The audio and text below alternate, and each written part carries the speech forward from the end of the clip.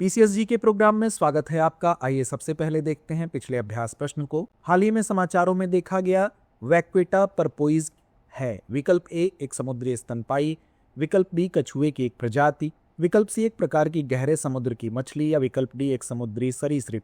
तो इसका सही जवाब है विकल्प ए एक समुद्री स्तनपायी। वैक्वेटा पोरपोइज फोकोएना साइनस विश्व का सबसे दुर्लभ समुद्री स्तनपायी है जो उत्तरी कैलिफोर्निया की खाड़ी मैक्सिको में पाया जाता है। बता दें कि पोरपोइज सेटेशियन समूह व्हेल, डॉल्फिन, पोरपोइज के सबसे छोटे सदस्य हैं।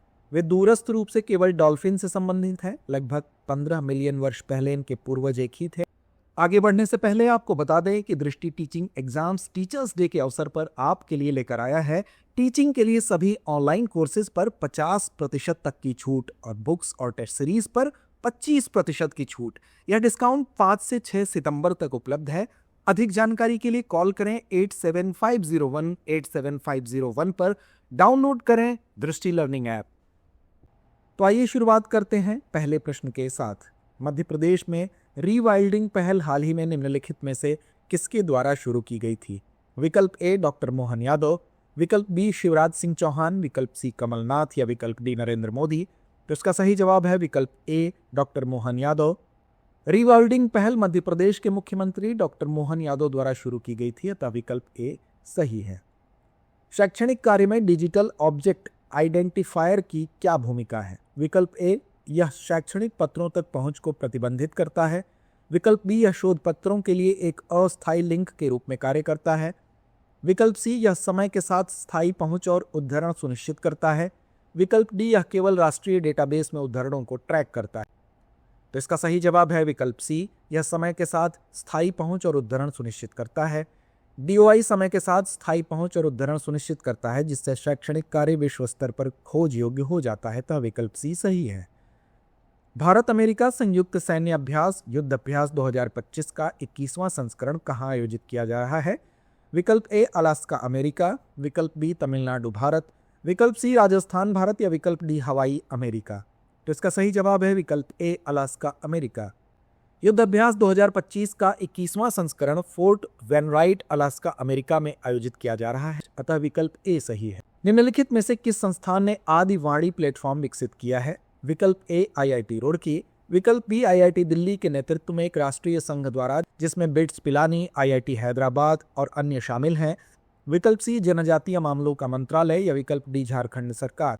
तो इसका सही जवाब है विकल्प बी आईआईटी दिल्ली के नेतृत्व में एक राष्ट्रीय संघ द्वारा जिसमें बिट्स पिलानी, आईआईटी हैदराबाद और अन्य शामिल हैं। आदिवाणी को आईआईटी दिल्ली के नेतृत्व वाले एक राष्ट्रीय संघ द्वारा बिट्स पिलानी, आईआईटी हैदराबाद और अन्य के सहयोग से विकसित किया गया था, अतः विकल्प बी सही है। जनजातीय गौरव वर्ष का क्या महत्व है?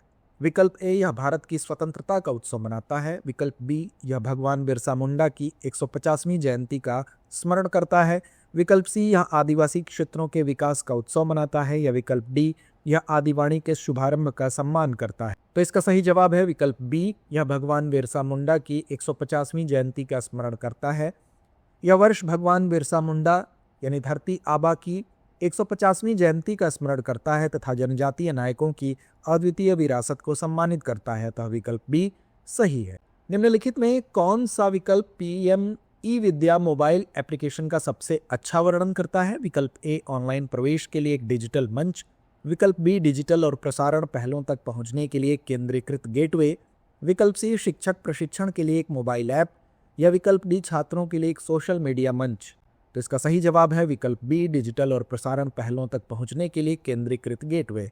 पीएम ई विद्या मोबाइल एप्लीकेशन पीएम ई विद्या के तहत सभी प्रमुख डिजिटल और प्रसारण पहलों तक पहुंचने के लिए केंद्रीकृत गेटवे है, तो विकल्प बी सही है। किताब एक पढ़े अनेक पहल का उद्देश्य क्या है? विकल्प ए उन्नत छात्रों के लिए पाठ्यपुस्तकें विकसित करना, विकल्प बी समावेशी कक्षाओं के लिए सुलभ डिजिटल और मुद्रित पाठ्यपुस्तकें बनाना, विकल्प सी क्षेत्रीय भाषा की पाठ्यपुस्तकों को बढ़ावा देना या विकल्प डी ऑनलाइन शिक्षा प्लेटफॉर्मों के लिए पाठ्यपुस्तकें डिजाइन करना। तो इसका सही जवाब है विकल्प बी समावेशी कक्षाओं के लिए सुलभ डिजिटल और मुद्रित पाठ्यपुस्तकें बनाना। किताब एक पढ़े अनेक समावेशी कक्षाओं के लिए सुलभ डिजिटल और मुद्रित पाठ्यपुस्तकें बनाने की एक पहल है जिससे विशेष रूप से दिव्यांगजन छात्रों और वंचित सामाजिक आर्थिक समूहों के बच्चों को लाभ होगा, अतः विकल्प बी सही है। निम्नलिखित में से किस वर्ष एनसीईआरटी की स्थापना हुई थी? विकल्प ए 1961, विकल्प बी 1947, विकल्प सी 1986 या विकल्प डी 1977। तो इसका सही जवाब है विकल्प ए 1961। एनसीईआरटी यानी कि राष्ट्रीय शैक्षिक अनुसंधान और प्रशिक्षण परिषद की स्थापना 1 सितंबर 1961 को हुई थी, अतः विकल्प ए सही है। तो आइए अंत में नोट करते हैं आज का अभ्यास प्रश्न। इंडिया पोस्ट पेमेंट बैंक ने अपना 8वां स्थापना दिवस कब मनाया? विकल्प ए 1 अगस्त 2025, विकल्प बी 1 सितंबर 2025, विकल्प सी 15 अप्रैल 2025 या विकल्प डी 1 जनवरी 2025। तो इस प्रश्न का जवाब कमेंट बॉक्स में देना ना भूलें। धन्यवाद।